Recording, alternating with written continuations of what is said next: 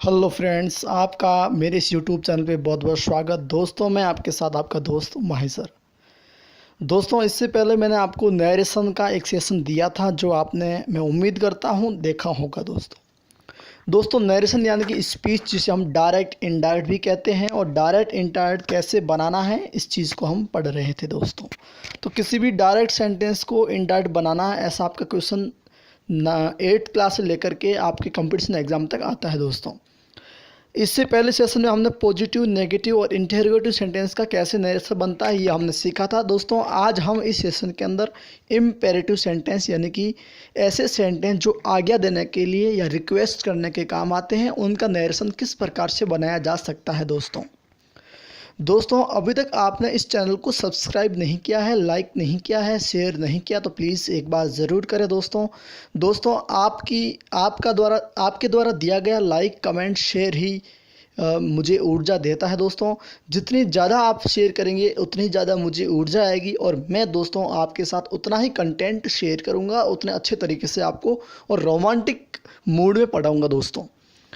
देखिए दोस्तों, इस सेशन में हम क्या करने वाले हैं वो हम देखते हैं थोड़ा।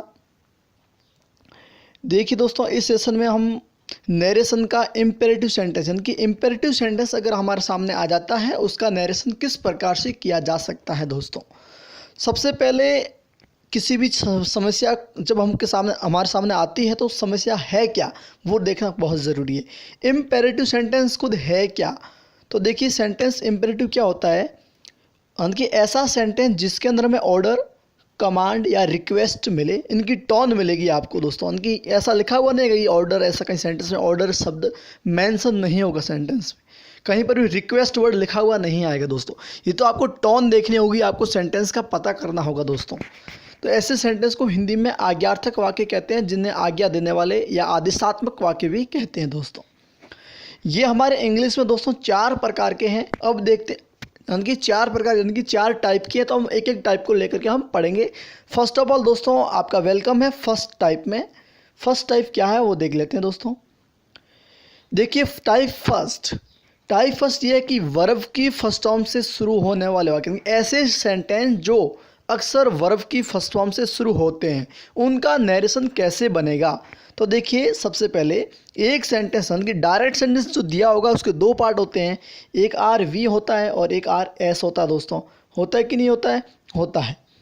तो ये तो आर वी है और एक आर एस है। आर वी में आपको सेड या सेड टू मिलता है, और आर एस की शुरुआत वर्ब की फर्स्ट फॉर्म से अगर की गई है तो दोस्तों इस सेड हो या सेड टू हो, इसका इनडायरेक्ट बनाते समय ऑर्डर्ड, अगर आपको ऑर्डर की टोन आ रही है यहाँ पे तो ऑर्डर्ड कर दो, अगर यहाँ पे आपको रिक्वेस्टेड की टोन आ रही है तो यहाँ पे सेड या सेड टू का रिक्वेस्टेड कर दो। समझ गए दोस्तों। जब आपका sentence R S V one सन की वर्ब की फर्स्ट फॉर्म से शुरू होता है तो कंजंक्शन यहाँ पे क्या आता है दोस्तों, कंजंक्शन आता ना, तो वो कंजंक्शन यहाँ पे क्या आएगा दोस्तों, यहाँ पे आएगा कंजंक्शन टू। ये ध्यान रखना, और सिर्फ 2 चीज़ का ही ध्यान रखना है। एक तो यहाँ वर्ब की फर्स्ट फॉर्म से शुरू होता है तो सेड या सेड टू का ऑर्डर्ड या रिक्वेस्टेड कर देंगे और कंजंक्शन टू लगाएंगे, बाकी नियम वही रहेंगे। प्रोनाउन वैसे ही बदलेगा, first person change equal to subject, second person change equal to object, और थर्ड पर्सन नो चेंज, और टेंस वैसे ही बदलेगा। अब दोस्तों एक बात बता देता हूँ, जब आप कंजंक्शन टू लगाते हैं तो जहाँ जहाँ आप नरेशन में कंजंक्शन टू लगाएंगे, टू के बाद हमेशा वर्ब की फर्स्ट फॉर्म आएगी, और जहाँ कंजंक्शन टू के अलावा कोई दूसरा लगाएंगे तो उस कंजंक्शन के बाद सीधा सीधा सब्जेक्ट आएगा दोस्तों। देखिए समझ में आया दोस्तों, उम्मीद करता हूँ आपको समझ में आया। जब वापस ध्यान से एक बार सुनिए, जब आर एस की शुरुआत वर्ब की फर्स्ट फॉर्म से हो और यहाँ पे सेड या सेड टू हो, तब आपको क्या करना है, जब आपको आर एस की टोन ऑर्डर की लगे तो सेड या सेड टू का ऑर्डर्ड कर दो, और अगर रिक्वेस्ट की लगे तो रिक्वेस्टेड कर दो, और कंजंक्शन टू आएगा, बाकी नियम वही रहेंगे दोस्तों। और टू के बाद हमेशा वर्ब की फर्स्ट फॉर्म आती है दोस्तों। देखते हैं इसके कुछ एग्जाम्पल्स। देखिए दोस्तों, राम सैड, राम ने कहा डू योर वर्क, अपना काम कीजिए। तो यहाँ पे डू योर वर्क पीछे फुल स्टॉप है, ये हेल्प नहीं है, डू मीन्स करना है। डू योर वर्क, अपना काम कीजिए। ये राम से, राम ने, अब आपको इसको पढ़ने से लगता है ये टोन है, ये रिक्वेस्ट की टोन नहीं है, ये ऑर्डर की टोन है। डू योर वर्क, अपना काम कीजिए, ठीक है ना। समझ गए बात को। तो यहाँ पे सेड का क्या होगा, राम ऑर्डर्ड, और कंजंक्शन क्या आया, टू। फिर मैंने कहा टू के बाद वर्ब की फर्स्ट फॉर्म आती है, वर्ब यहाँ पे डू, तो डू योर सेकंड पर्सन है, चेंज अगर टू ऑब्जेक्ट, यहाँ ऑब्जेक्ट नहीं है, इसका मतलब मी है, और यहाँ योर का हो गया माई वर्क। देखिए Ram said do your work, इसका क्या बना, Ram ordered to do my work. अब यहाँ देखिए Gomi said help others, Gomi ने कहा हेल्प अदर्स, दूसरों की सहायता करो। अब ऐसे कहेगी सहायता करो, ऐसे कहें प्लीज़ सहायता करो ना यार, ऐसे क्या कर रहे हो यार आप, तो उनकी रिक्वेस्ट की टोन है। तो गोमी, या इसमें ऑर्डर की टोन कह सकते हैं, तो गोमी एडवाइज या Gomi requested to help others. समझ गए दोस्तों, आई थिंक आपको एकदम समझ में आ रहा है। इसके बाद दोस्तों टाइप सेकंड आ रहा है आपका। टाइप सेकंड में क्या है, जब आर एस प्लीज़ और काइंडली से शुरू हो, पहला तो था वर्ब की फर्स्ट फॉर्म से शुरू हो। अब आपको अगर यहाँ पे स्टार्टिंग में आर एस की स्टार्टिंग प्लीज़ और काइंडली से मिले तो यहाँ फिक्स है, सैड हो या सैड टू होगा, वहाँ पे क्या हो जाएगा, रिक्वेस्टेड, और यहाँ पे कंजंक्शन क्या आएगा बाबू, टू आएगा दोस्तों।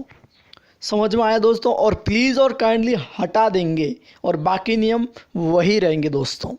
कैसे देखते हैं, यहाँ देखिए राम सेड, राम ने कहा प्लीज़ हेल्प मी, मेरी सहायता करो, प्लीज़ करो। तो यहाँ पे प्लीज़ आ रहा है, तो यहाँ पे राम, फिर यहाँ रिक्वेस्टेड हो जाएगा और कंजंक्शन टू आएगा, समझ गए, और प्लीज़ हट जाएगा, हेल्प का हेल्प और मी का हिम हो गया दोस्तों। मी फर्स्ट पर्सन था, चेंज अगर टू सब्जेक्ट। अगला देखिए Ram said to me, Ram ने मुझे कहा प्लीज़ सबमिट फॉर्म, अपना फॉर्म जमा कराओ प्लीज़। तो यहाँ पे देखो प्लीज़ मिला मुझे, तो मैंने रिक्वेस्टेड कर दिया, तो he requested me, conjunction to लगाया, प्लीज़ मैंने हटा दिया, सबमिट फॉर्म। समझ गए दोस्तों। रामू सेड, रामू ने कहा काइंडली डू दिस, प्लीज़ इसे आप कीजिए, कृपया करके आप डू दिस, इसे कीजिए। तो रामू यहाँ पे होगा रिक्वेस्टेड, फिर यहाँ पे काइंडली हट गया, कंजंक्शन टू आया, और टू के बाद ऑलवेज वर्ब की फर्स्ट फॉर्म आएगी, तो डू और दैट, दिस का दैट हो जाता है दोस्तों मैं उम्मीद करता हूँ आपको ये दोनों चीज़ समझ में आए कि जब आपका आर एस वर्ब की फर्स्ट फॉर्म से शुरू होता है तब आपको क्या करना होता है, और जब आपका आर एस प्लीज़ या काइंडली से शुरू होता है तब आपको क्या करना होता है दोस्तों। आगे चलते हैं दोस्तों इसका टाइप थर्ड लेके, और टाइप थर्ड में क्या है देखिए, टाइप थर्ड ये कहता है कि जब आर एस से शुरू हो, यानी कि जब आर एस डोंट या डू नॉट से शुरू हो, या तो डोंट से शुरू होगा या डू नॉट से पीछे क्या होगा, फुल स्टॉप, क्या होगा, फुल स्टॉप। यानी कि जब आर एस की शुरुआत डोंट से या डू नॉट से हो तब आपके यहाँ पे पीछे फुल स्टॉप होगा, और ऐसे सेंटेंस को हम कहते हैं प्रोहिबिशन वाले सेंटेंस, यानी कि जो इसमें किसी भी चीज़ की मनाही की हो, जैसे डोंट टच मी, मुझे छुओ मत प्लीज़, डोंट डिस्टर्ब मी, मुझे परेशान मत करो प्लीज़, यानी कि डोंट गो देयर, वहाँ मत जाओ, डोंट वेस्ट योर टाइम, अपना टाइम वेस्ट मत करो, यानी कि कहीं कहीं इसमें प्रोहिबिशन की मनाही आ रही है, किसी भी चीज़ का निषेध बताया जा रहा है। तो देखिए तो ऐसे सेंटेंस हम क्या करना होता है दोस्तों, तो यहाँ पे सैड या सैड टू होगा, जब यहाँ पे सैड या सैड टू होगा तो इसका आप फॉरवर्ड कर दो, क्या कर दो, फॉरवर्ड, और यहाँ पे कंजंक्शन क्या लगाएगा, नॉट टू लगेगा दोस्तों, और डोंट या डू नॉट हट जाएंगे और बाकी नियम वही रहेंगे। लेकिन दोस्तों एक बात ध्यान रखना, जब आप यहाँ पे सैड या सैड टू का फॉरवर्ड करते हो तो कंजंक्शन यहाँ पे आएगा नॉट टू, सॉरी, जब यहाँ पे आप डू नॉट या डोंट से सेंटेंस शुरू हो, अगर आप फॉरवर्ड करते हो तो कंजंक्शन आएगा आपका टू, क्या आएगा दोस्तों, टू। और जब आप यहाँ पे फॉरवर्ड के अलावा कोई दूसरा शब्द यहाँ यूज करते जैसे ऑर्डर, रिक्वेस्टेड या एडवाइस, तो कंजंक्शन आएगा नॉट टू दोस्तों। समझ गए, यानी कि जब आर एस की शुरुआत डोंट या डू नॉट से शुरू हो तब सैड या सैड टू का फॉरवर्ड हो जाएगा, और अगर फॉरवर्ड किया है तो कंजंक्शन दोस्तों आएगा टू, क्या कंजंक्शन आएगा, टू। और अगर आपने फॉरवर्ड के अलावा कोई दूसरा शब्द अगर आपने सैड या सैड टू की जगह लिखा है तो कंजंक्शन आएगा नॉट टू, और डू नॉट या डोंट ये तो हट जाएगा और बाकी नियम वही रहेंगे दोस्तों। समझ गए दोस्तों, आगे चलते हैं इसका एग्जाम्पल से आपका डाउट क्लियर हो जाएगा। यहाँ देखते हैं दोस्तों, सी सैड, उसने कहा डोंट हेल्प हिम, उसकी सहायता मत करो। तो यहाँ पे डोंट से शुरू हो रहा है, तो सी यहाँ मैंने फॉरवर्ड किया तो कंजंक्शन मैंने क्या लगाया, यहाँ टू कंजंक्शन, क्या लगेगा, टू कंजंक्शन लगाया, टू हेल्प हिम, क्योंकि फॉरवर्ड का मतलब भी होता है मना करना। तो देखिए दोस्तों, जब मैंने फॉरवर्ड लिखा तो कंजंक्शन मैंने क्या लगाया, टू हेल्प हिम। आगे देखिए हरी सैड, ये समझ में आया दोस्तों। देखिए जब यह डोंट से शुरू हो तो सी या फॉरवर्ड किया, कंजंक्शन टू लगा, हेल्प और हिम। फिर हरी सैड डोंट थिंक रॉन्ग, हरी ने कहा गलत मत सोचो, अगर सोचोगे तो अनर्थ हो जाएगा। तो यहाँ पे ऑर्डर्ड, हरी ऑर्डर्ड। अब यहाँ मैंने ऑर्डर लिखा है तो यहाँ पे नॉट टू आएगा, डोंट हट गया, थिंक रॉन्ग। अगला है आपका स्वामी सैड, स्वामी ने कहा डोंट यू स्पीक। अब देखिए आपको एक कंसेप्ट बता रहा हूँ। देखिए दोस्तों, यहाँ पे डोंट से शुरू हो रहे थे, पीछे फुल स्टॉप था, तब तक तो इम्पेरेटिव सेंटेंस था। अब यहाँ डोंट से शुरू हो रहा है दोस्तों, लेकिन पीछे क्वेश्चन मार्क है। यहाँ पे आपको क्वेश्चन मार्क दिख रहा होगा दोस्तों। जब डोंट से शुरू हो रहा है, पीछे क्वेश्चन मार्क है, तो ये यस या नो टाइप का है, यानी कि इंटरोगेटिव सेंटेंस का है।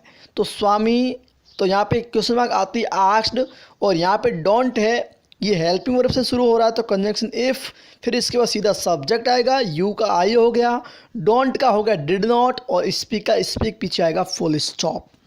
दोस्तों मैं उम्मीद करता हूं कि आपको ये सेशन बहुत अच्छे तरीके से समझ में आया। इसके बाद मैं लेके चलता हूं आपको टाइप 4 की ओर। अगर आपको वीडियो लाइक आया दोस्तों तो आप बिल्कुल लाइक कीजिए दोस्तों।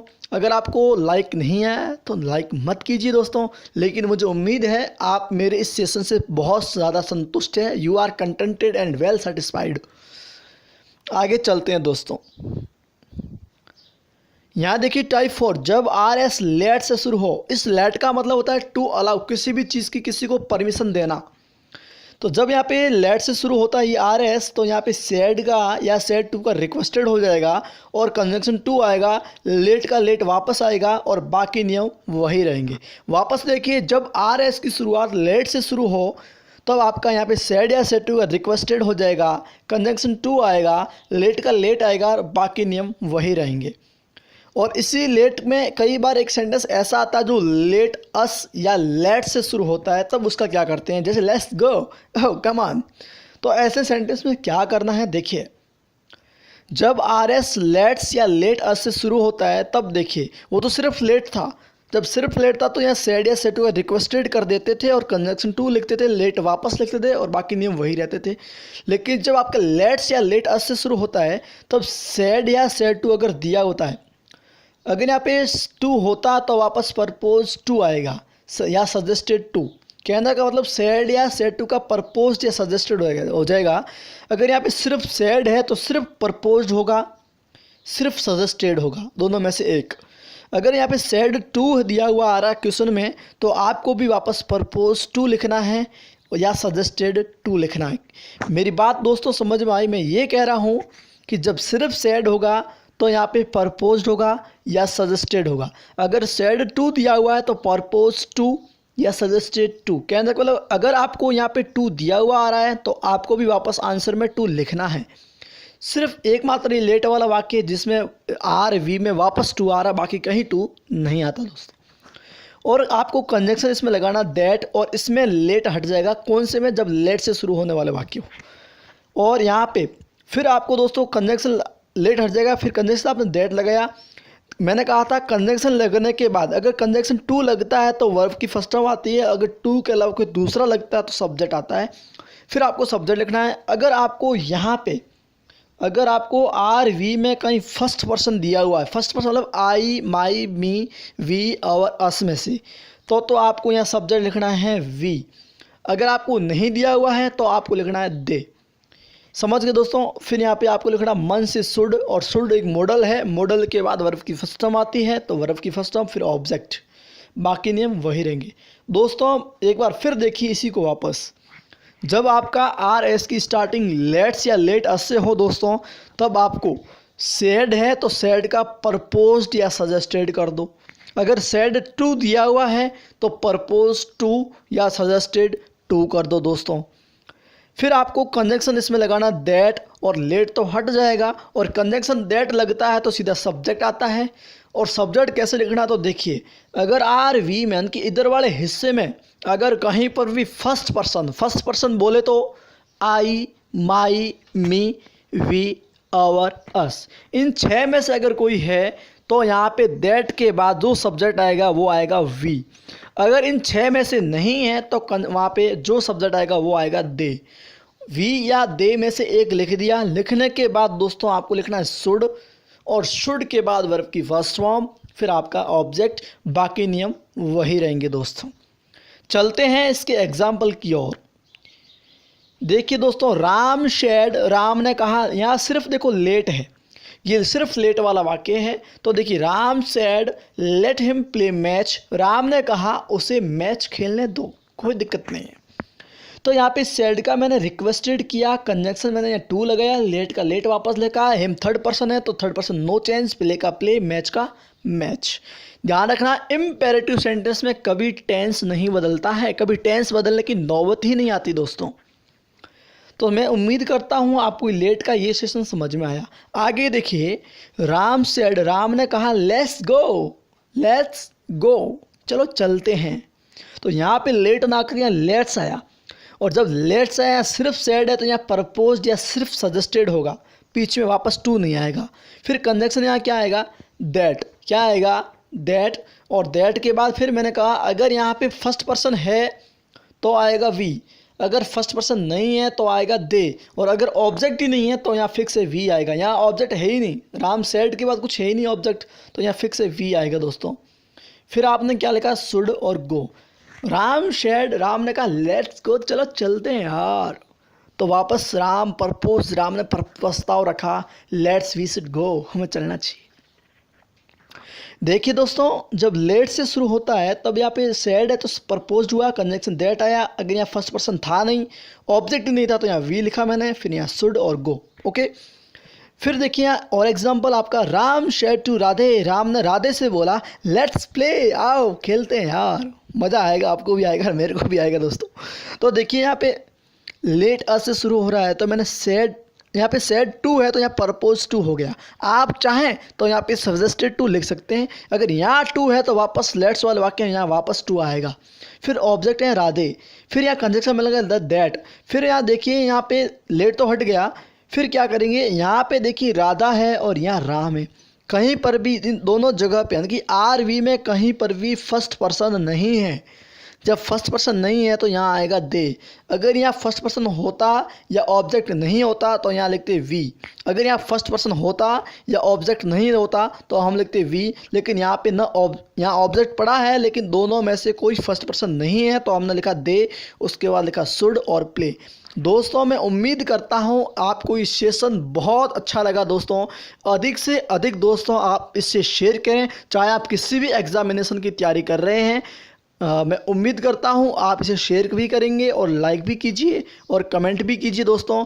थैंक यू सो मच, आपका बहुत बहुत शुक्रिया, धन्यवाद।